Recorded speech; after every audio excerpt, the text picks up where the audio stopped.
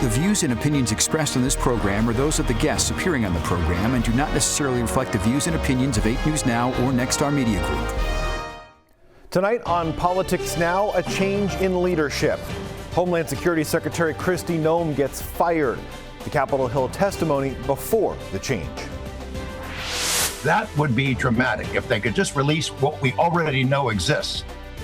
Presidential promise. President Trump says he'll release UFO files. 8 News Now Chief Investigator George Knapp isn't holding his breath.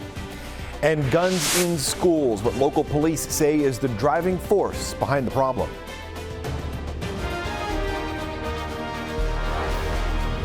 You're watching Politics Now with John Langler on 8 News Now. Thank you very much for joining us. A change in President Trump's cabinet. This week, he fired Homeland Security Secretary Kristi Noem. Oklahoma Republican Senator Markwayne Mullin is the nominee to replace her. President Donald Trump says that will happen March 31st. As for Noem's last straw, well, they point to her Capitol Hill testimony. She was grilled over ICE activity in Minneapolis and her reactions to the deaths of Renee Good and Alex Preddy. Also, an expensive Homeland Security ad campaign. $220 million running television advertisements that feature you prominently. The president tasked me with getting the message out to the country and to other countries where we were seeing the invasion come from, with putting commercials out. The president somewhat denied what Ms. Noem said. She was assigned, though, to a new position. She is now Special Envoy for the Shield of the Americas. That is a new Western security initiative. Today marks 1 week since the U.S. first attacked Iran. The military is working with Israel to target Iran's nuclear facilities, and Iran is fighting back. Meanwhile, as Margaret Shadboran explains, thousands of Americans are now stranded in the war zone. The longer I was there, the more uneasy I kind of felt. American families, students, and tourists trapped in the Middle East are scrambling to get out. Hundreds of thousands of people have been stranded across the region due to flight cancellations and airspace closures, leaving limited options. The Trump administration now facing fresh criticism from Democratic lawmakers who say they failed to have a clear evacuation plan in place ahead of the war breaking out. It took way too long for the administration to offer help. If we're going to spend billions on bombs, we should be able to spend some money on getting American citizens out of the region. The State Department resorting to using military aircrafts and charter planes to bring those stuck safely back stateside. Since the launch of Operation Epic Fury, more than 17,500 Americans have safely returned home from the Middle East. All this as the war widens, with even more European countries now getting involved. Democrats on Capitol Hill are continuing to push back, trying to limit the president's ability to fight the war without congressional approval. Republicans helping to block that effort. Let's let the president, the greatest military in the world, do this thing, get it over with. And as you heard this week, not only in the House, but also the Senate rejected a war powers resolution. It would have required congressional approval for additional military action. One early effect of the war against Iran on domestic issues, gas prices. They've gone up steadily in the last week. 20% of global oil shipments go through the Strait of Hormuz, and right now that traffic is stopped because Iran's right next to it. UNLV economist Nicholas Irwin says there is about to be a significant oil shortage. About 20% of the world's oil is running right by Iran through the Strait of Hormuz, and they've stated that they're going to shut it down. So that means that's a huge chunk of oil that won't be getting out anytime soon. Here in the U.S., gas prices have gone up around 32 cents a gallon in the last 7 days. This week, Nevada joined 24 other states in a lawsuit over President Donald Trump's new tariffs. The White House wants to impose 15% fees on most global trading partners. Nevada Democratic Attorney General Aaron Ford is challenging the latest tariff proposal. It comes after the Supreme Court ruled earlier emergency tariffs from the president were illegal, and an international trade court said this week the administration has to issue refunds. The nonpartisan Cato Institute suggests the federal government could be on the hook for $175 billion in refunds. Now to the 2026 campaign trail. We're now halfway through the candidate filing period for the November elections. Candidates tend to announce their campaigns to start raising money beforehand, before this filing period. So far, though, no big surprises in the filings this year. The deadline is March 13th, but the filing period doesn't end until March 13th. The primary election, June 9th. Early voting starts May 23rd. Republican Governor Joe Lombardo filed his re-election campaign documents earlier this week on Thursday. In a statement, he says Nevada's days are still to come. He also touted advancements in education. His main challenger, once again, Democratic Attorney General Aaron Ford, he filed on Monday with a focus on affordability. Ford faces Washoe County Commissioner Alexis Hill in a primary on the Democratic side. She also had a campaign event in Las Vegas this week. Up in northern Nevada, more Republicans are jumping into the race for Congressional District 2. Republican David Filippo says he is entering the race. So is now former Republican State Senator James Settlemyre. Filippo ran unsuccessfully for Congressional District 4 before. He is a retired Air Force Lieutenant Colonel and a small business owner. Former State Assemblywoman Teresa Benitez Thompson is the most notable Democrat in that race for CD4.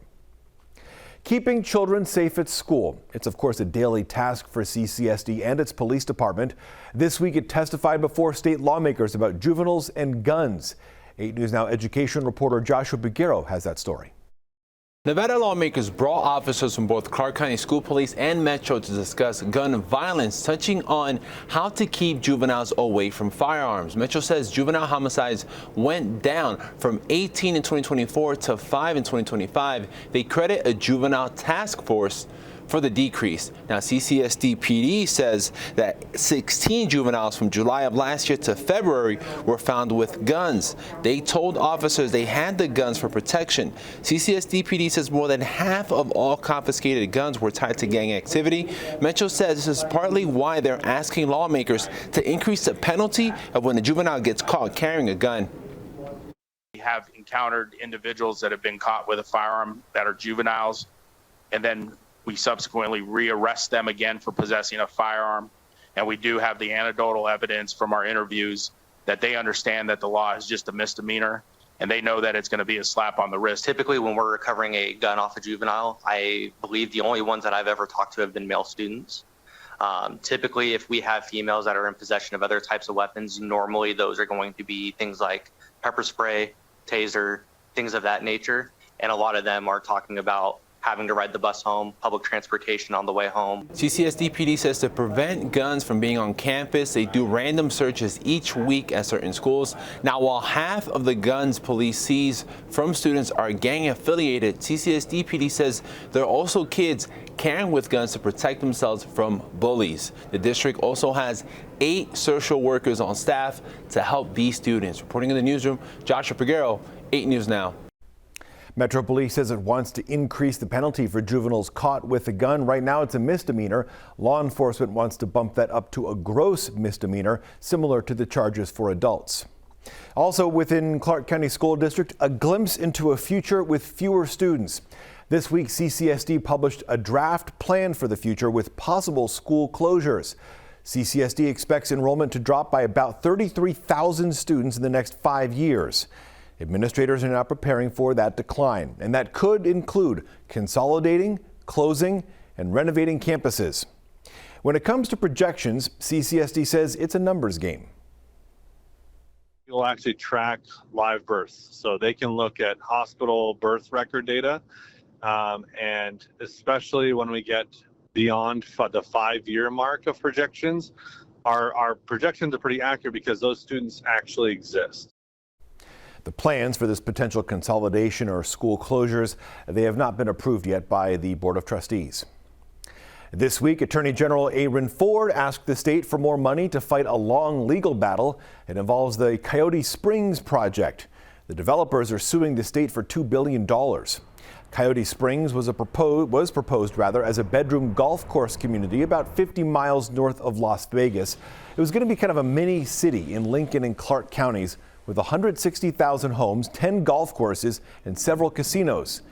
In the end, 1 golf course was built. The houses never were. Coyote Springs needed water for the construction and planned to pump it from 5 rural basins. A state engineer ruling severely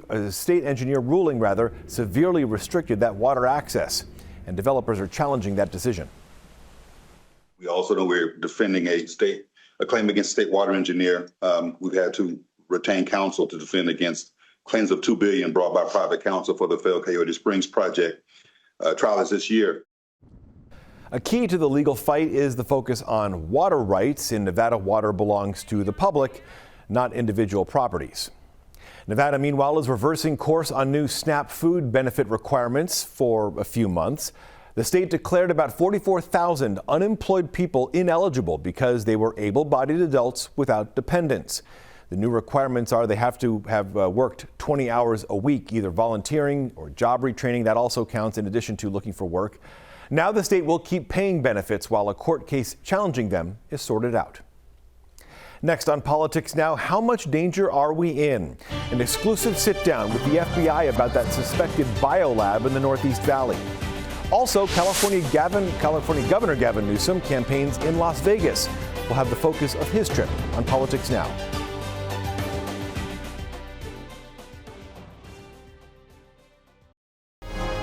Welcome back to Politics Now. Crossing state lines, California Democratic Governor Gavin Newsom visited Las Vegas this week. It was part of his nationwide book tour. Nevada's Democratic Party hosted the event at Nevada Brew Works out in the West Valley. Governor Newsom joined Nevada Assembly member and party chair on the Democratic side, Danielle Monroe Moreno. The two touched on several topics, including environmental policies, same-sex marriage, and gun ownership. This moment, this existential moment, this fire and fury, this guy flooding the zone, dominating the narrative, the propaganda networks 24/7, illusion rules, facts don't matter.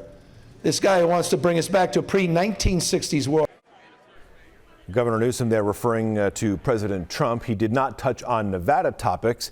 He also did not take any questions. In response to Governor Newsom's visit, a PAC affiliated with Nevada Republican Governor Joe Lombardo says the California governor is, quote, pushing gas policies that could lead to increased costs for Nevadans who are simply driving to work, going to the grocery store, or picking up their kids from school. This week, the FBI shed more light on a suspected biolab busted in the Northeast Valley. The head of Las Vegas's FBI branch says agents found testing materials, vaccine components, and human biological samples inside. In an exclusive interview, 8 News Now investigator David Charnes gets more insight into the case. This is still a crime. In my viewpoint, yes. And I think the question is, why does somebody have these materials in a private residence?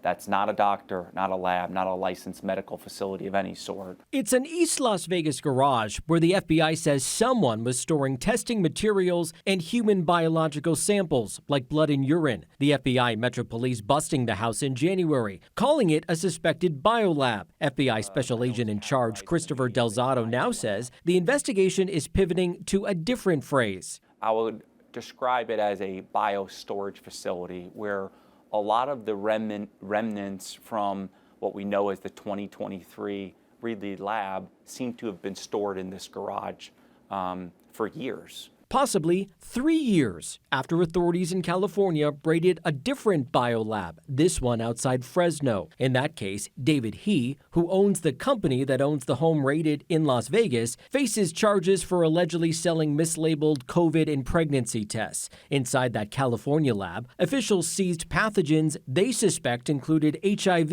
and malaria, but the federal government never actually tested them. Delzato says their theory in Las Vegas is that the garage was simply a dumping ground for some of that California material now too old to be tested. Being in room temperature, not refrigerated for an extensive period of time where they're degraded to the point where we can't test them. What could be tested, the FBI found contained vaccine material to fight influenza and other compounds to create test kits. Can people have this stuff in their garage? Absolutely not, and that's the question, right? How were blood and urine samples specifically procured? The question now for the FBI is why this lab sat there for years and how those biological samples ended up here. That timeline only broken after a cleaning person for this unlicensed short-term rental called in a tip. So are you surprised that it took a tip to eventually to the FBI to get this place busted?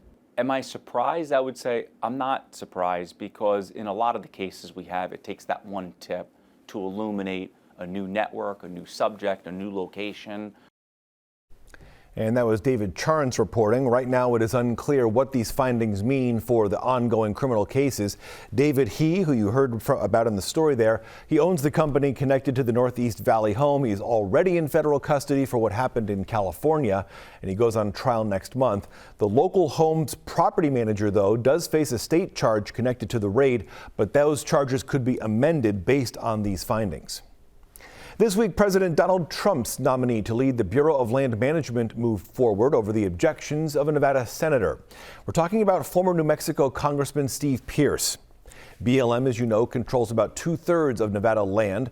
Nevada Democratic Senator Catherine Cortez Masto voted against his nomination in committee. Mr. Pearce is expected to get a full Senate confirmation vote in the next few weeks. Next on Politics Now, hoping for answers. We'll have a conversation with Chief Investigator George Knapp about the potential release of government UFO files.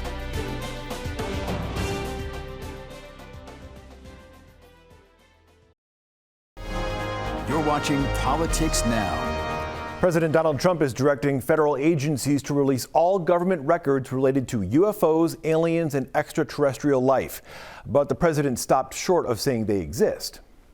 The aliens are real. Well, I don't know if they're real or not. All right, well, the president's move comes after former President Barack Obama talked about aliens on a podcast, although he soon walked his statements back. So what can we actually expect from a potential release of files? What could be in them?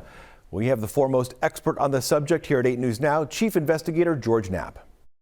Is that what you think has stopped other, whether it's administrations or presidents themselves, from being forthcoming? Is they'll say something in public on the campaign trail, and then once they get into the White House, someone gets in their ear and says, by the way, that's not happening. There's voices that get to the Oval Office that pump the brakes before anything happens. I think it's a combination of those things. The first and foremost is there's always something more pressing to deal with. Donald Trump, Obama makes his remarks on the 16th or something. Trump comes back with something else on the 17th. Obama clarifies his statement, and then Trump, not to be outdone, declares, I'm going to order all the files to be released.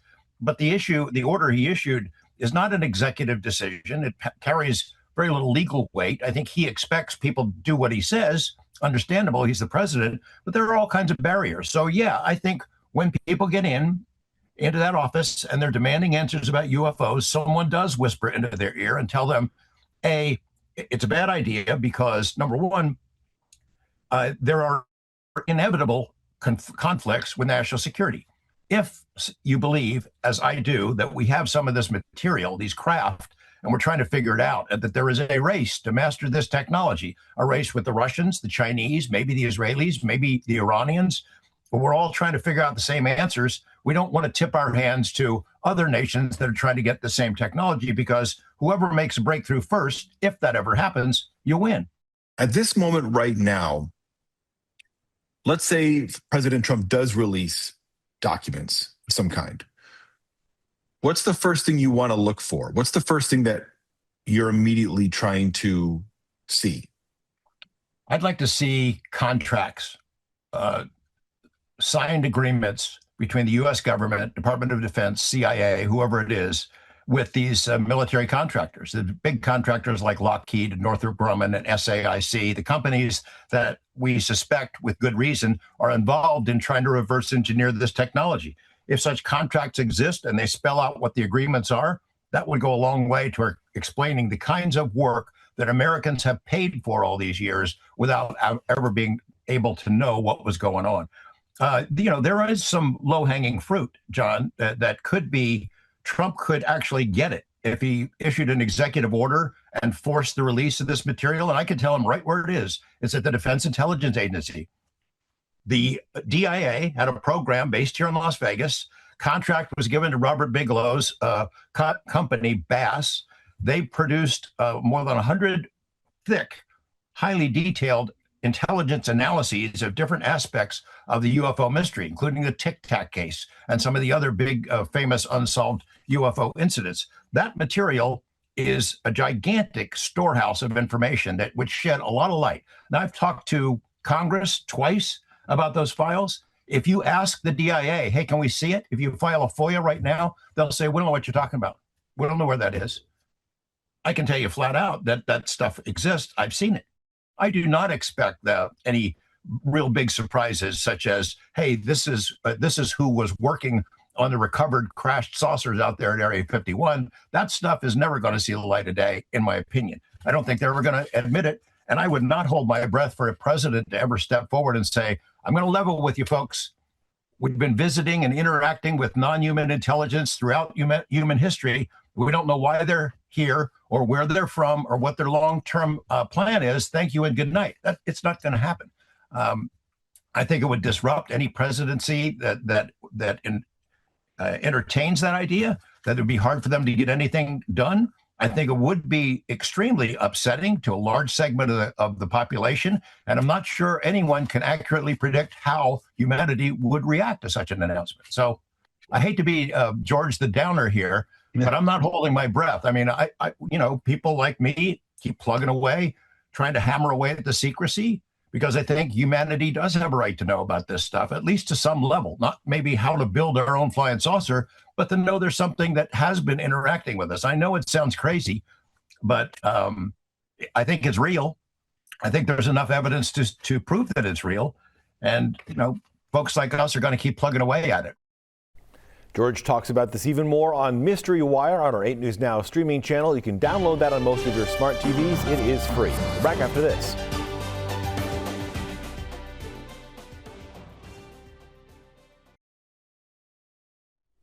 That'll do it for us this week here on Politics Now. We're back with you next week here on the big program. Thanks for watching. Take care.